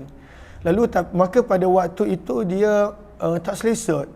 Belajar hadis atas kerusi. Macam contoh, saya sedang mengajar atas kerusi. Saya tak duduk bawah. Maka pada waktu tu boleh ke duduk atas kerusi? Bagus ke? Bukan lebih bagus pada waktu tu duduk bawah? Maka kita lihat pada sahabat ketika mana mereka nampak tandas yang dibina khusus dan lebih pada waktu itu mendatangkan keselesaan, menutup aurat, maka pada waktu itu mereka ambil jalan tersebut. Cumanya Abu Ayyub Al-Ansari punya pandangan tetap tak boleh menghadap kiblat, maka waktu dalam tandas itu pun beliau menghadap ke arah yang berbeza, ke arah yang lain. Maka ini pengajaran yang pertama yang kita boleh dapat. Okey. Wa fil babi, kata Imam Tirmizi, dalam bab ini juga ada banyak hadis-hadis yang lebih kurang similar, lebih kurang sama. Contohnya hadis daripada Abdullah bin Harith. Abdullah bin Harith ini sahabat. Kita jarang dengar namanya. Abdullah bin Harith adalah sahabat. Beliau wafat pada tahun 86 Hijrah. Cuma kita jarang dengar Abdullah bin Harith. Lalu Imam Tirmizi ni banyak ajar kepada kita nama-nama sahabat. Ahlan-ahlan kepada sahabat-sahabat yang baru join. Lalu dekat TikTok ada orang bagi saya durian. Terima kasih bagi durian. Walaupun saya tak makan durian, terima kasih. Give durian tak mengapa. Saya tak makan durian. Lalu dalam rumah ni tak ada siapa makan durian. Isteri saya seorang je makan durian. Lalu ramai orang kata bestnya sekarang ni musim durian. Saya sebenarnya tak makan durian, tapi nikmat kot durian. Semua orang suka, gembira bila makan durian. Okey, terima kasih yang bagi gift. Terima kasih F.E. Mansur. Terima kasih sahabat-sahabat yang lain. Maka Imam Tirmizi sebut hadis bab berkenaan tentang menghadap kiblat. Ada juga hadis daripada Abdullah bin Harith. Beliau wafat tahun 86 Hijrah. Ada juga hadis daripada Ma'qil bin Abil Haytham. Siapa pula Ma'qil bin Abil Haytham ini? Maka Ma'qil bin Abi Haytham, kata Imam Tirmizi, dikenali juga sebagai Ma'qil bin Abi Ma'qil. Dikenali juga sebagai Ma'qil bin Abi Ma'qil. Maka Ma'qil bin Abi Ma'qil ini sebenarnya dia sahabat juga, sahabat. Lalu kita mungkin tak pernah dengar Ma'qil bin Abil Haytham ataupun Ma'qil bin Abi Ma'qil sahabat. Lalu ada banyak nama sahabat baru yang kita dengar, bukan? Ada para ulama berpandangan jumlah para sahabat 200,000 yang hadir waktu Hajjatul Wada' 114 ke 124,000. Ada mengatakan 140,000. Tapi ada banyak lagi sahabat yang lain yang mungkin syahid awal, yang mungkin tak hadir. Maka sahabat banyak. Lalu hari ini kita belajar dua sahabat yang kita tak pernah dengar berkat Imam Tirmizi. Siapa? Abdullah bin Harith, wafat 86 Hijrah, dan Ma'qil bin Abi Ma'qil ataupun Ma'qil bin Abi Haytham radhiyallahu taala anhu. Beliau meninggal dunia pada zaman Muawiyah radhiyallahu anhu. Kemudian hadis yang lain juga, ada hadis Abu Umamah, ada hadis Abu Hurairah, ada hadis Sahal bin Hunayf. Berkata Imam Tirmizi, hadis yang kita baca tadi, hadis Abu Ayyub adalah hadis yang paling indah, paling terbaik dalam bab ini, dan hadis yang paling sahih, iaitu Nabi sallallahu, daripada sudut sanad dia, Abu Ayyub berkata Nabi SAW larang ketika mana dalam bilik air pada waktu itu menghadap kiblat ataupun membelakangkan kiblat, akan tetapi menghadaplah ke arah timur dan barat. Lalu hadis ni tadi kita baca, idza ataitumul ghaid fala tastaqbilul qiblah wala tastadbiruha walakin syarriku aw gharibu. Kau dah hafal hadis dia? Tak hafal. Baca-baca sambil-sambil tu hafal. Maksudnya tak ada siapa nak check pun. Tapi pada waktu tu satu bab satu hadis. Lalu senang je, apa hadis dia? Idza ataitumul ghaid fala tastaqbilul qiblah bighaitin wala baulin wala tastadbiruha walakin syarriku aw gharibu. Itu dah satu hadis. Walaupun nanti kita lupa, tak ada masalah lupa, cumanya pada waktu tu kita hafal sesuatu. Okey, ini saya cakap dengan pelajar saya, bukan dengan sahabat-sahabat. Okey, ahlan kepada semua. Okey, lalu siapa ni Abu Ayyub? Tadi saya sebut namanya Zaid bin Sahal. Sebenarnya tidak, namanya Khalid bin Zaid. Saya tersilap tadi, betulkan. Maka kata Imam Tirmizi, wa Abu Ayyub, siapa ni Abu Ayyub? Abu Ayyub Al-Ansari, orang yang Nabi pernah duduk dekat rumah dia. Kena betulkan kalau ada yang tertulis kat kitab.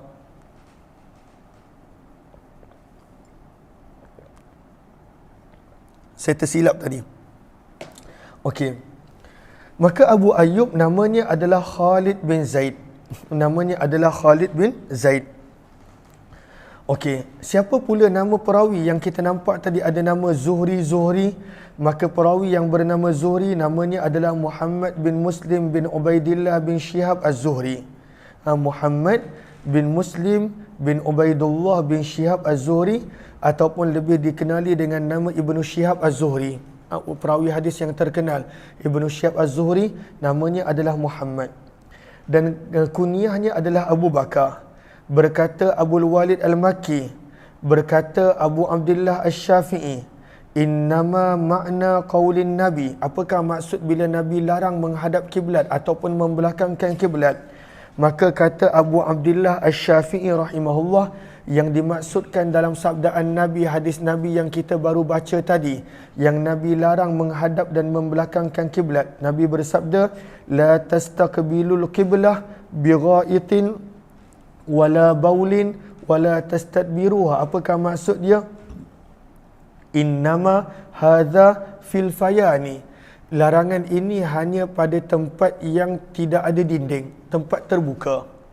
Maksudnya Nabi larang, dekat tempat terbuka jangan kencing buang air besar menghadap kiblat dan jangan membelakangkan kiblat, jangan. Itu maksudnya kata Abu Abdullah Asy-Syafi'i rahimahullahu taala.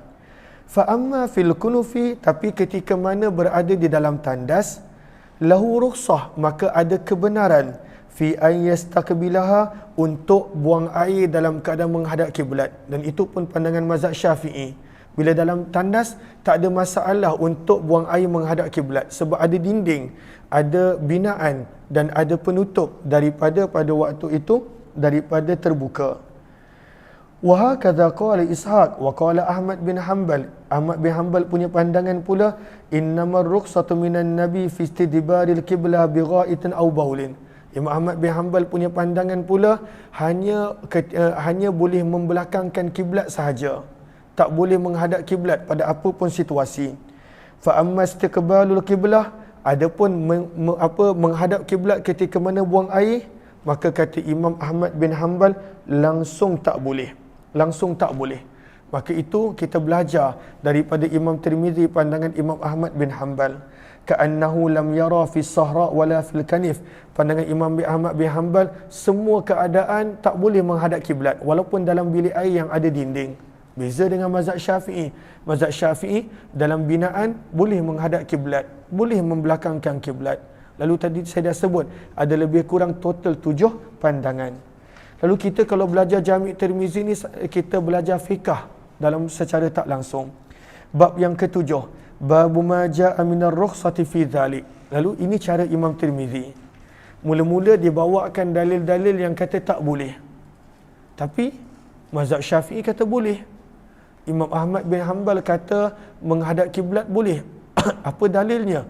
Adakah tak ada hadis? Sabar, ini hadis dia. Maka bab yang ketujuh menerangkan babu majaa, bab pada hadis-hadis dan riwayat yang menerangkan fil rukhsati fi dzalik, bahawa boleh menghadap dan membelakangkan kiblat, boleh.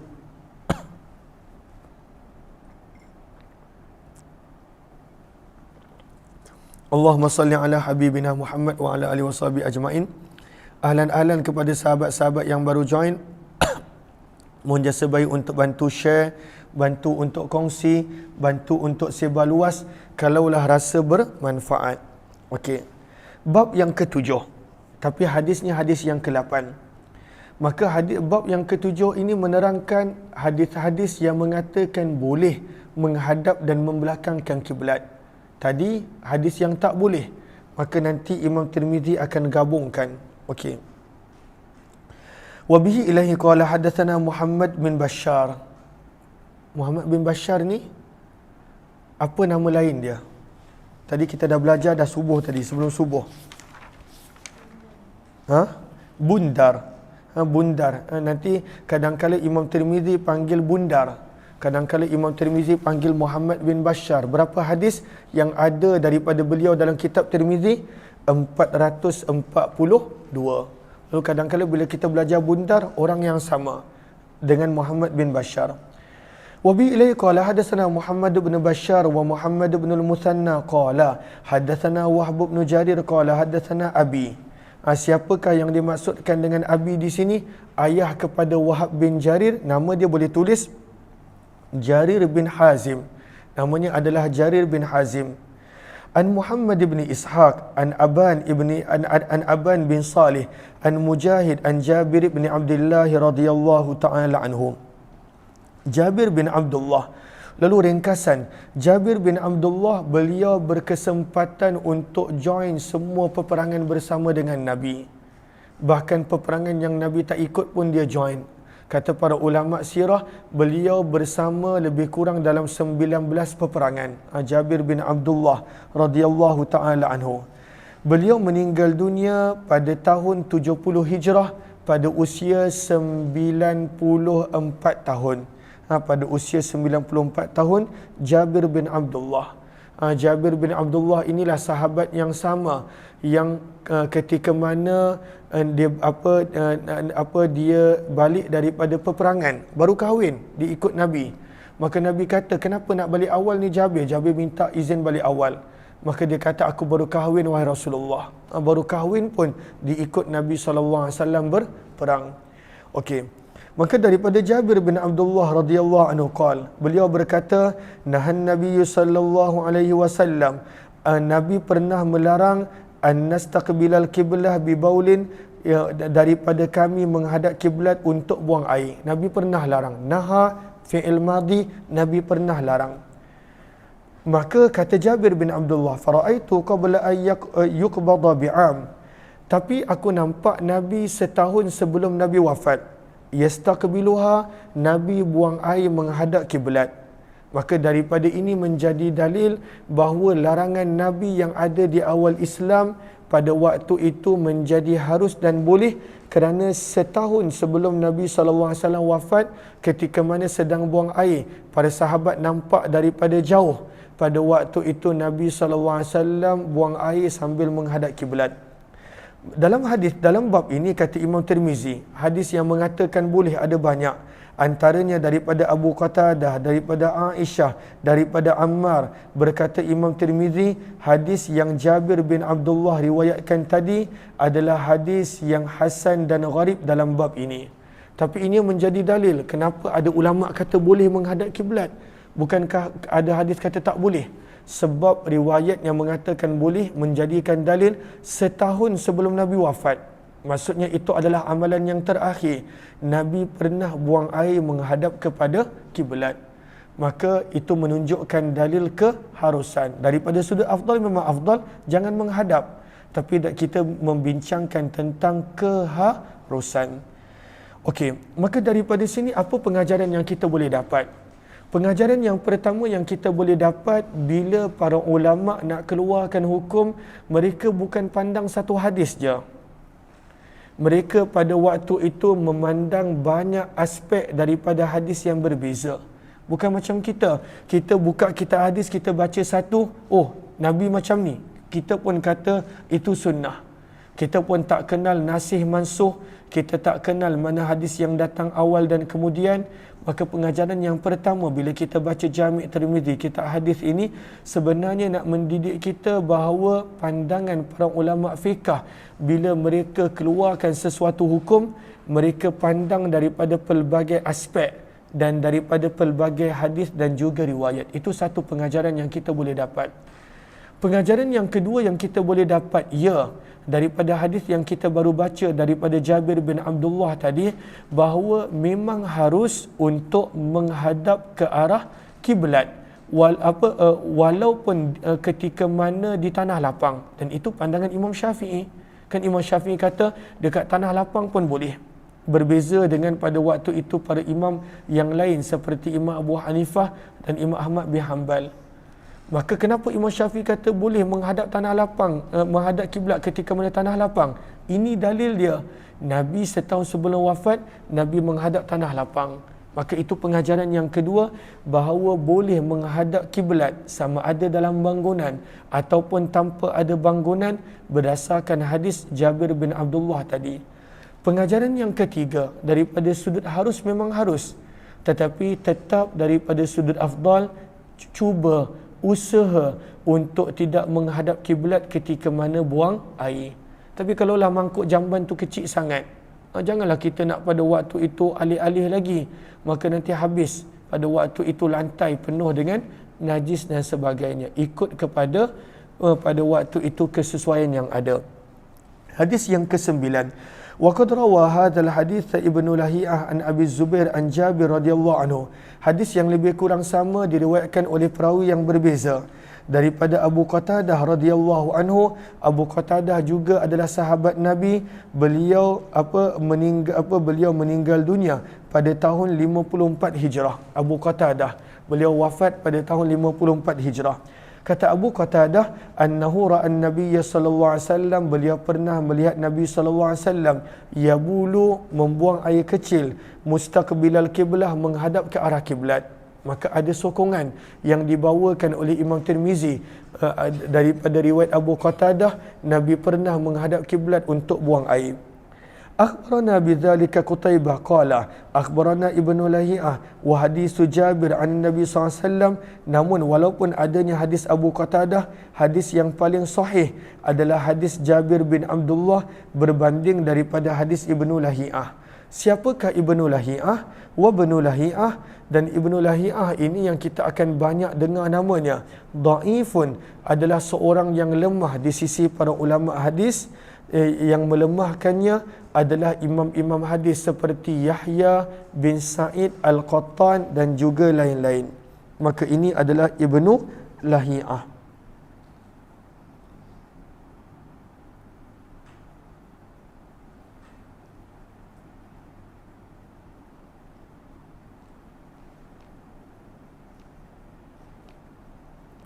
Okey. Muka surat yang ke-65. Hadis yang ke-10. Wa bihi ilaihi qala hadatsana Hannadun qala hadatsana Abdah an Ubaidillah bin Umar an Muhammad bin Yahya bin Habban an ammihi Wasi' bin Habban. Wasi' bin Habban. Wasi' bin Habban ni pun sahabat. Dia sahabat. Dia sahabat, ayah dia pun adalah sahabat. Radhiyallahu anhu. Wasi' bin Habban. Ni pun sahabat baru yang kita dengar. Wasi' bin Habban.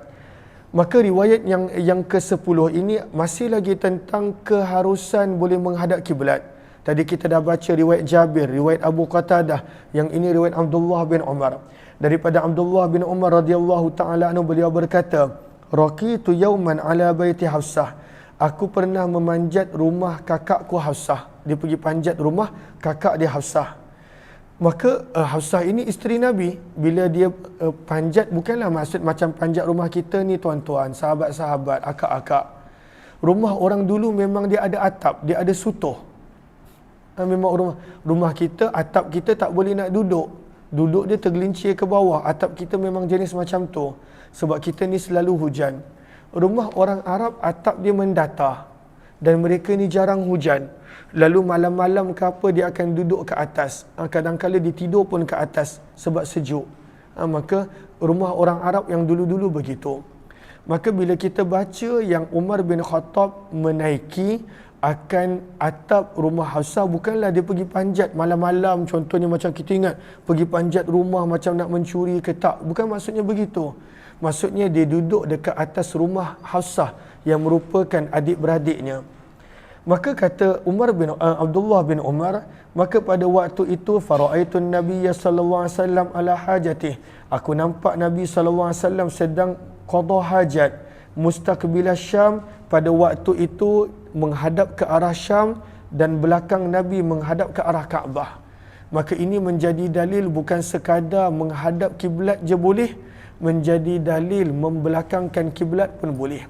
Maka ini maksud hadis. Sebab itu Imam Tirmizi bawa menghadap pun boleh, membelakangkan kiblat pun boleh. Dan inilah pandangan Imam Syafi'i rahimahullahu ta'ala, boleh menghadap dan membelakangkan kiblat dalam binaan dan juga di luar daripada binaan. Bab yang ke-8, larangan daripada kencing berdiri. Kencing berdiri. Ini yang patut kita tinggalkan. Walaupun Nabi SAW pernah kencing berdiri, tapi ada sebabnya. Antaranya kerana pandangan mengatakan sakit. Babun nahyi 'anil bauli qa'ima. Wa bihi ilaihi qala haddatsana Ali bin Hujr qala akhbarana babun nahyi, bab pada hadis dan riwayat yang menerangkan an-nahyi, larangan, 'anil bauli, daripada kencing, qa'imah, berdiri. Korang larat lagi ke? Nak gula-gula ambil Ngantuk dah. Ambil dah. Saya bercakap memang saya tak mengantuk. Yang mendengar tu mungkin mengantuk. Dan so far nampak pada waktu tu semua okey. Saya bercakap tak rasa apa, syukur alhamdulillah. Tapi kebanyakannya alhamdulillah, terima kasih yang masih meluangkan masa bersama. Saya nak offer gula-gula tak boleh lah. sebab nak bagi macam mana, tak boleh tembus. Okey. Maka bab yang seterusnya menerangkan tentang riwayat-riwayat yang melarang daripada kencing berdiri. Apakah pada waktu itu dalil-dalilnya? Maka ada pandangan yang pada waktu itu melarang daripada kencing berdiri. Okey. Maka hukumnya bila digabungkan nanti, sebenarnya hukumnya adalah makruh. Sebab itu lihat kepada Arafah, Cik Arafah, baris yang ke-6 daripada bawah. Baris yang ke-6 daripada bawah. Maka apa disebut di situ? Yukrah. Sebenarnya hukum kencing berdiri adalah makruh. Hukum kencing berdiri adalah makruh. Okey. Okey, lalu kenapa Nabi SAW pernah kencing berdiri? Pada baris yang sama nampak tak? Bayanul wujuhi fil bauli qa'imah. Kenapa Nabi SAW pernah kencing berdiri? Maka kata para ulama hadis, yang pertama, banyak jawapan dia.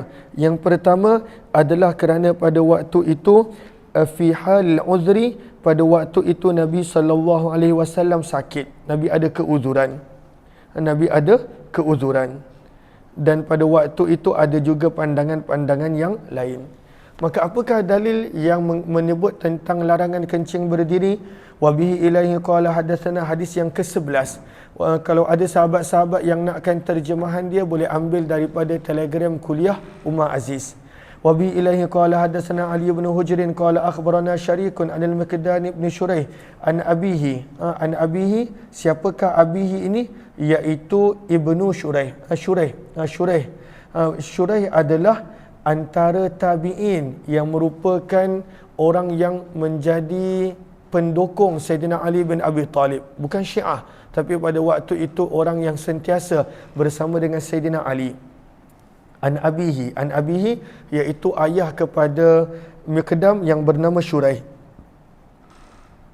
An Aisyah radhiyallahu anha qalat, daripada Aisyah Ummul Mukminin radhiyallahu anha, beliau berkata, man haddatsakum, barang siapa yang menceritakan kepada kamu, anna Nabiyya sallallahu alaihi wasallam, bahawa sesungguhnya Nabi sallallahu alaihi wasallam kana yabulu qa'ima, pernah kencing berdiri, fala tusaddiquh, maka janganlah kamu benarkannya. Makana, tidaklah baginda Nabi sallallahu alaihi wasallam illa kecuali qa'ida, sentiasa kencing dalam keadaan duduk. Maka apakah maksud Aisyah sini? Padahal nanti kita belajar Nabi pernah kencing berdiri. Kata para ulama hadis, maksud daripada kata-kata Aisyah ini, apakah maksud dia? Boleh lihat yang tadi, baris tadi, inna siddiqah, sesungguhnya Aisyah tanfi, pada waktu itu menafikan adatuhu, bahawa Nabi pernah kencing berdiri sebagai kebiasaan. Dinafikan tu. Bukan dia kata langsung tak pernah, bukan itu maksud dia. Tapi kata Ummul Mukminin Aisyah, bahawa kalaulah ada orang cakap Nabi ni selalu kencing berdiri, jangan benarkan, bohong tu. Ya betul kata Aisyah, sebab Nabi memang selalu buang air dalam keadaan duduk. Tetapi maksud Aisyah, kebiasaan Nabi SAW tidak pernah kencing berdiri. Nabi tidak kencing berdiri, kebiasaan dia. Kebiasaannya Nabi akan buang air dalam keadaan duduk. Okey, itu dalil, dan itu yang dijadikan pegangan oleh sebahagian bahawa tak boleh untuk kencing berdiri. Tapi kita dah sebut hukumnya adalah makruh. Dan pada waktu itu jangan kencing berdiri. Kencinglah duduk. Okey. Kucing pun kencing duduk. Nampak tak kucing kencing berdiri? Kucing pun duduk. Pada waktu tu dua kaki duduk, kucing dan sebagainya. Okey. Wa fil babi, berkenaan tentang hadis-hadis yang melarang kencing berdiri yang ada dalam bab ini, maka kata Imam Tirmizi, ada hadis Umar bin Khattab, ada hadis daripada Buraidah, ada hadis qala Abu Isa, berkata Imam Tirmizi, hadis yang diriwayatkan oleh Aisyah yang kita baca tadi, ahsan adalah sanad yang paling baik dan sanad yang paling asah, yang paling elok. Walaupun sebenarnya ada juga pertikaian pada perawi dia, namun pada waktu itu ianya adalah sanad yang paling ahsan dan asah, paling bagus dan paling sahih, kata Imam Tirmizi. Hadis yang ke-12, wa hadis Umar radhiyallahu anhuma, kan tadi Imam Tirmizi kata ada hadis yang Umar bin Khattab. Apakah hadis Umar bin Khattab? Maka beliau kongsikan, wa hadithu Umar radhiyallahu anhuma innama ruwiya min hadithi Abdul Karim bin Abil Mukharik an-Nafi an ibni Umar radhiyallahu anhuma an Umar radhiyallahu anhu qala, kata Umar bin Khattab, ra'ani Nabi sallallahu alaihi wasallam abulu qa'ima. Kata Umar bin Khattab, Nabi pernah aku nampak kencing berdiri. Nabi nampak Umar bin Khattab kencing berdiri, buang air dalam keadaan berdiri. Faqala, maka Nabi bersabda, ya Umaru, wahai Umar, la tabul qa'ima, janganlah pada waktu itu kamu kencing berdiri. Nabi tegur. Maka sebab itu dijadikan ini juga sebagai dalil maka larangan untuk kencing berdiri. Kata Umar bin Khattab, fama bultu qa'iman ba'du, semenjak itu aku tidak pernah lagi kencing berdiri. Semenjak daripada Nabi tegur. Wa innama raf'a hadzal hadis, kata Imam Tirmizi, kenapa hadis ini tak dikatakan lebih baik daripada hadis Aisyah? Kerana yang menjadikan hadis ini marfu'. Rafa'a maksudnya marfu'. Apakah maksud marfu'? Tulis. Maksud marfu' maksudnya adalah sampai kepada Nabi SAW. Itu maksud rafa'a. Sampai kepada Nabi. Kalau terputus tak sampai kepada Nabi disebut sebagai apa istilah dia? Mauquf. Lalu bila para ulama hadis kata rafa'a, marfu', maksudnya hadis ni sampai kepada Nabi. Namun kata Imam Tirmizi, hadis Umar bin Khattab yang kita baru dengar tadi, bahawa Nabi nampak dia kencing berdiri, Nabi tegur dan lepas tu dia tak kencing berdiri dah. Yang menjadikan hadis ini marfu' adalah perawi yang bernama pada waktu itu Abdul Karim bin Abil Mukharik. Dan beliau ni siapa? Kata Imam Tirmizi, Abdul Karim ini wahuwa da'ifun, seorang yang da'if di sisi ulama hadis.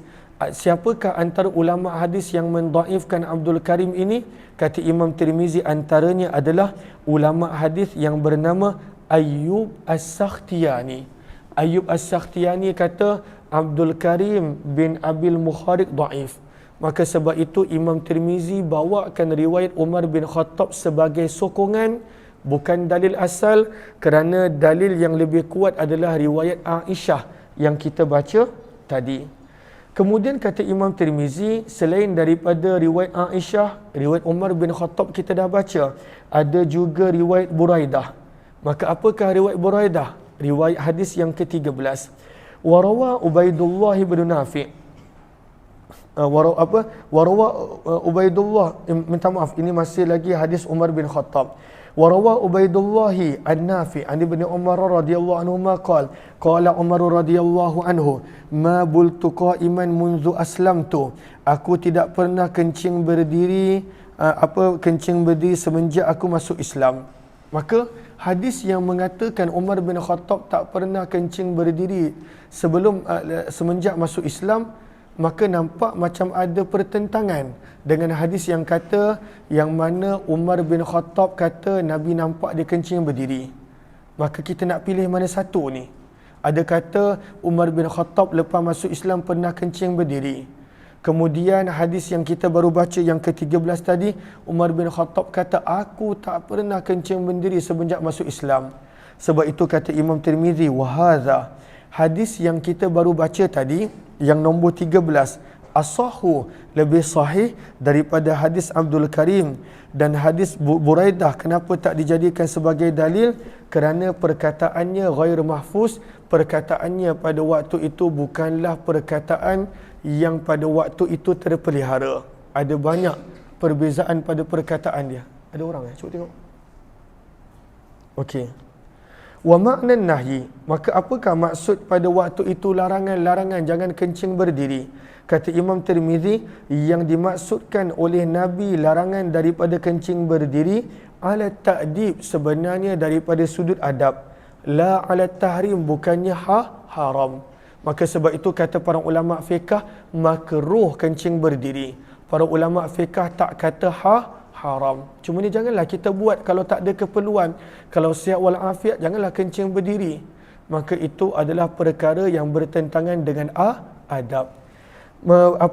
Hadis yang ke-14, dan telah diriwayatkan daripada Abdullah bin Mas'ud radhiyallahu anhu, beliau berkata, inna minal jafa, di antara kerasnya hati seseorang itu, antabula qa'ima, pada waktu itu dia kencing berdiri.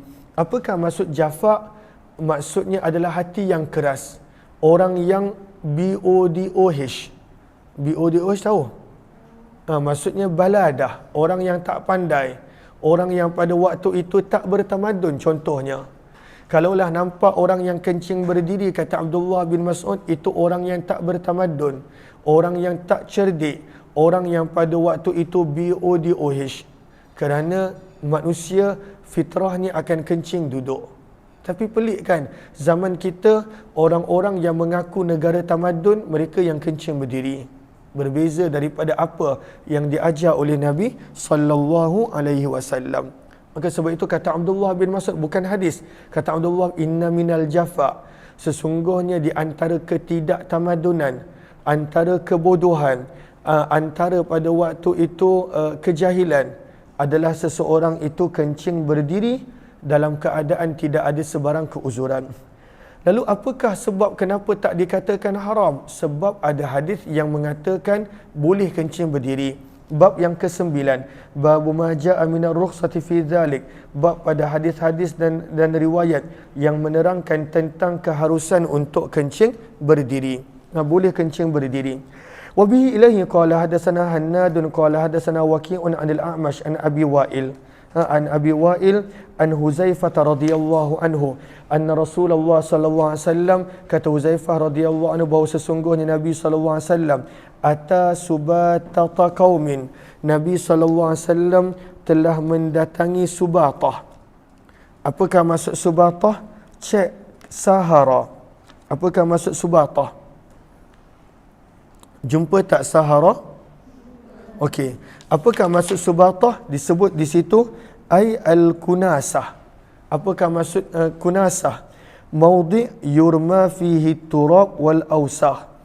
Iaitu tempat orang Arab buang, bukan sampah, dia buang habuk-habuk ataupun pada waktu itu dia buang barang-barang yang tak perlu. Bukanlah maksudnya tong sampah zaman kita, tempat buang sampah busuk. Sebab zaman kita banyak lebihan makanan yang kita buang. Tapi ini adalah tempat orang Arab pada waktu itu dia buang habuk, dia buang barang-barang yang tak perlu. Maksudnya taklah berair, taklah busuk. Ini tempat yang pada waktu itu jarang ada orang. Maka kata Huzaifah radhiyallahu anhu, Nabi sallallahu alaihi wasallam pernah mendatangi Subatah. Subatah maksudnya tempat pembuangan barang. Tempat pembuangan barang. Tulis terjemah dia, tempat pembuangan barang ataupun tempat pembuangan sampah milik suatu kaum yang mana tak ada orang di situ. Fabala, maka Nabi telah buang air kecil di situ, qaima, dalam keadaan berdiri. Maka ini menjadi dalil bahawa Nabi sallallahu alaihi wasallam pernah membuang air di dalam keadaan berdiri. Okey, lihat qawata, buka qawata. Nampak tak qawata? Baris yang kedua qawata. Fabala 'alaiha qa'imah. Kata Imam Nawawi menerangkan hadis ni, jangan salah faham. Kenapa Nabi kencing berdiri? Kata Imam Nawawi dalam Syarah Al-Muhadzab, Al-Khattabi menukilkan, begitu juga Al-Baihaqi dalam menerangkan sebab kenapa Nabi buang air berdiri. Maka ada banyak sebab. Antaranya pada waktu itu adalah kerana Nabi SAW ada sakit tulang belakang. Liwaja'is sulb. Nabi punya tulang belakang sakit. Maka pada waktu itu Nabi SAW telah buang air dalam keadaan berdiri. Maka ini pandangan yang pertama. Ini adalah pandangan yang pertama. Ada juga pandangan yang mengatakan, Allahumma salli ala Sayyidina Muhammad. Okey. Ada juga pandangan yang mengatakan kerana Nabi tak jumpa tempat yang sesuai untuk duduk. Sebab ianya tempat pembuangan sampah, tempat pembuangan barang. Maka tak ada tempat yang sesuai untuk Nabi duduk. Maka ini pandangan yang kedua. Kalau dalam kita Al-Thalis, annahu lam yajid makanan yuslah lil qu'ud. Tak ada tempat yang sesuai untuk duduk. Sebab itu Nabi SAW kencing dalam keadaan berdiri. Maka sebab itu Nabi berdiri. Kemudian pandangan yang ketiga, kenapa Nabi kencing berdiri? Kalau dalam kita yang keempat, annahu libayanil jawaz, Nabi nak tunjukkan bahawa larangan yang Nabi larang kencing berdiri bukan kerana haram. maka Nabi nak tunjuk boleh kencing berdiri bila ada sebab-sebab yang diharuskan. Maka ini adalah tiga sebab, walaupun sebenarnya ada banyak lagi sebab yang lain. Maka Nabi SAW kencing dalam keadaan berdiri. Fa'ataituhu biwadu', kata Huzaifah, bila Nabi dah selesai buang air, maka aku telah datangkan kepada Nabi dengan air. Fadhahabtu, maka aku pun pergi menghampiri Nabi, li'ata'akhara anhu, dalam keadaan menjauhkan diri. Maksudnya pergi dekat tapi tidak terlalu dekat, sebab nak menjaga mata daripada aurat. Fada'ani, maka Nabi SAW panggil dekat sebab Nabi dah selesai pada waktu itu. Hatta kuntu inda akibai, sampailah aku berdiri dekat tumit Nabi SAW, maksudnya dekat bahagian tepi dan belakang Nabi. Maka selepas selesai istinja, Nabi telah berwuduk dan pada waktu itu melakukan masah di atas kedua khuf baginda. Apa pengajaran yang kita boleh dapat daripada hadis ini? Yang pertama, pengajaran yang kita boleh dapat adalah sunnah pada waktu itu buang air di dalam keadaan berduduk. Sunnah, itu yang satu. Sebab itu kata Aisyah, kebanyakannya Nabi buang air dalam keadaan berduduk. Itu satu. Pengajaran yang kedua, kalaulah ada keperluan yang pada waktu itu dibenarkan, tidak ada masalah untuk buang air kecil dalam keadaan berdiri. Al-baul, buang air kecil dalam keadaan berdiri. Macam Nabi, para ulama berbeza pendapat. Ada yang mengatakan kerana Nabi sakit, ada yang mengatakan kerana Nabi tak ada tempat duduk. Maka itu pandangan yang kedua, bila ada keperluan tidak mengapa untuk buang air dalam keadaan berdiri dan tak makruh. Kalau tak ada keperluan, itu yang menjadi makruh. Yang ketiga yang kita boleh dapat pengajaran daripada sini adalah Allahumma salli ala Sayyidina Muhammad, bagaimana sikap Nabi SAW yang sentiasa berwuduk. Sebab itu lepas je buang air qada hajat, Nabi terus berwuduk. Dan ini yang sepatutnya menjadi rutin kita, menjadi kebiasaan setiap daripada kita. Qala Abu Isa, berkata Imam Tirmizi, wa hakadha rawa, inilah riwayat yang telah dinukilkan oleh Mansur Ubaidah Ad-Dabbi daripada Abu Wa'il daripada Huzaifah. Riwayat yang sama seperti mana riwayat A'mash yang kita baca tadi. Wa rawa Hammad bin Abi Sulaiman, dan riwayat yang sama dan diriwayatkan juga oleh Hammad bin Abi Sulaiman dan Asim bin Bahdalah daripada Abi Wa'il. Maka sebenarnya riwayat Abi Wa'il yang kita baca tadi ada banyak. Siapa Abu Wa'il? Cuba tengok siapa Abu Wa'il. Anak murid kepada Huzaifah ibnul Yaman. Nampak tak? Okey, anak murid kepada Huzaifah ibnul Yaman. Maka anak murid kepada Huzaifah ibnul Yaman yang kita baca tadi, siapa nama anak murid Abu Wa'il? A'mash. Anak murid yang kita baca tadi namanya A'mash. Tapi sebenarnya dia banyak lagi anak murid lain yang meriwayatkan, yang Imam Tirmizi pun dapat hadis mereka. Contohnya Imam Tirmizi dapat mula-mula A'mash, Abu Wa'il, Huzaifah. Itu satu. Namun ada yang kedua, Mansur, Abu Wa'il, Huzaifah. Itu nombor dua. Nombor tiga, Ubaidah Dabbi daripada Abu Wa'il, daripada Huzaifah. Yang sama seperti A'mash. Cumanya ada beberapa anak murid yang selain daripada tiga ni. Selain daripada tiga. Siapa yang tiga? Anak murid Abu Wa'il yang tiga tadi siapa? Nombor satu, A'mash. Nombor dua, Mansur. Nombor tiga, Abu Ubaidah Ad-Dabbi. Selain daripada tiga mereka ini, mereka meriwayatkan hadis berbeza. Apa beza dia? Tiga anak murid ini, Abu Wa'il pun anak murid, mereka riwayatkan yang perawi hadis sahabat Nabi namanya adalah Huzaifah. Tapi anak murid yang lain berbeza. Sebab itu disebutkan di sini. Okey. Warawa Hammad, anak murid Abu Wa'il yang lain seperti Hammad bin Abu Sulaiman. Dan anak murid Abu Wa'il yang lain, contohnya Asim bin Bahdalah. Mereka meriwayatkan daripada Abu Wa'il daripada sahabat Nabi yang bernama siapa? Bernama siapa? Mughirah bin Syu'bah. Beza tak Mughirah dengan Huzaifah? Beza. Lalu hadis mana yang kita nak ambil? Nak ambil hadis Mughirah ke nak ambil hadis Huzaifah? Maka kata Imam Nawawi, wa hadithu Abi Wa'il an Huzaifah. Sebenarnya hadis yang dinukilkan di awal tadi, iaitu riwayat daripada Huzaifah, adalah lebih sahih Dan daripada hadis inilah menjadi dalil untuk sebahagian ahli ilmu bahawa diharuskan untuk kencing dalam keadaan berdiri. So far jelas ke? Jelas. Lalu kita sambung nanti hadis yang ke-16 selepas zuhur jam 3 insya-Allah. Kita akan sambung jam 3. Hari ini masih permulaan, sebab itu kita baca sedikit perlahan. Kita target sebenarnya banyak. Kita baru habis 15 hadis insya-Allah. Itu pun yang penting, kita banyak belajar. Terima kasih kepada semua. Jumpa lagi insya-Allah. Wabillahi taufiq wal hidayah.